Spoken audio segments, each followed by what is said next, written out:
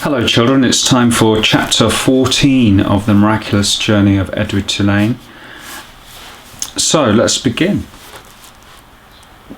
At first, the others thought that Edward was a great good joke. "A rabbit," the men said, laughing. "Let's chop him up and put him in the stew pot." Or when Bull sat with Edward carefully balanced on his knee, one of them would call out, "Got yourself a little dolly, Bull!" Edward, of course, felt a surge of anger at being referred to as a dolly, but Bull never got angry. He simply sat with Edward on his knee and said nothing. Soon the men became accustomed to Edward, and word of his existence spread. So it was that when Bull and Lucy arrived at a campfire in another town, another state, another place entirely, the men knew Edward and were glad to see him. "Maloney!" they shouted in unison, and Edward felt a warm rush of pleasure at being recognised, at being known. Whatever it was that had begun in Nellie's kitchen, Edward's new and strange ability to sit very still and concentrate the whole of his being on the stories of another became invaluable around the campfire. "Look at Maloney," said a man named Jack one evening. "He's listening to every darn word." "Certainly," said Bull. "'Course he is." Late that night, Jack came and sat next to Bull and asked if he could borrow the rabbit. Bull handed Edward over, and Jack sat with Edward upon his knee. He whispered in Edward's ear. "Helen," Jack said, "and Jack Jr. and Taffy. She's the baby. Those are my kids' names. They are all in North Carolina. You ever been to North Carolina? It's a pretty state. That's where they are. Helen, Jack Jr., Taffy. You remember their names, okay, Maloney?" After this, wherever Bull and Lucy and Edward went, some tramp would take Edward aside and whisper the names of his children in Edward's ear. Betty, Ted, Nancy, William, Jimmy, Eileen, Skipper, Faith. Edward knew what it was like to say over and over again the names of those who had left behind. He knew what it was like to miss someone. And so he listened. And in his listening, his heart opened wide and then wider still. The rabbit stayed lost with Lucy and Bull for a long time. Almost 7 years passed, and in that time Edward became an excellent tramp, happy to be on the road, restless when he was still. The sound of the wheels on the train tracks became a music that soothed him. He could have ridden the railways forever. But one night, in a railway yard in Memphis, as Bull and Lucy slept in an empty freight car and Edward kept watch, trouble arrived.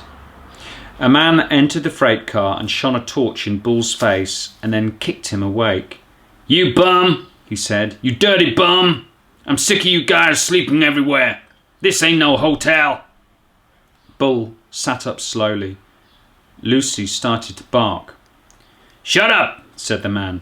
He delivered a swift kick to Lucy's side that made her yelp in surprise. All his life, Edward had known what he was, a rabbit made of china. A rabbit with bendable arms and legs and ears. He was bendable, though, only if he was in the hands of another. He could not move himself. And he had never regretted this more deeply than he did that night when he and Bull and Lucy were discovered in the empty carriage. Edward wanted to be able to defend Lucy, but he could do nothing. He could only lie there and wait. "Say something," said the man to Bull. Bull put his hands up in the air. He said, "We're lost." "Lost, ha! You bet you're lost." And then the man said, "What's this?" And he shone the light on Edward.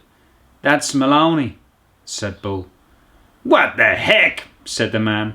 He poked at Edward with the toe of his boot. "Things are out of control." Things are out of hand. Not on my watch, no sir, not when I'm in charge.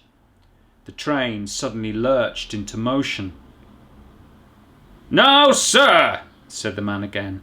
He looked down at Edward. No free rides for rabbits. He turned and flung open the door of the carriage, and then he turned back and with one swift kick sent Edward sailing out into the darkness. The rabbit flew through the late spring air. From far behind him he heard Lucy's anguished howl. Ow! Ow! She cried.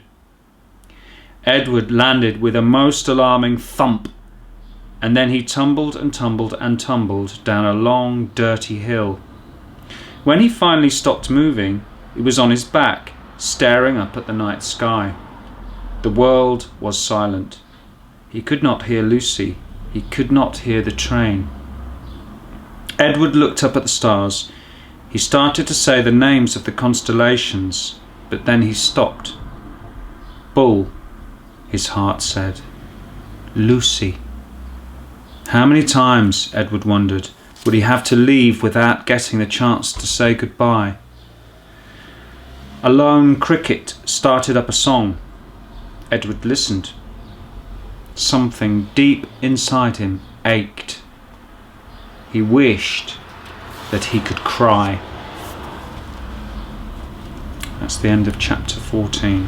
What a sad chapter, to be so rudely parted from Bull and Lucy. Well, Edward's discovering some new emotions all the time throughout his journey, isn't he? Tomorrow we shall read chapter 15 and find out what happens next. Until then, good night and God bless.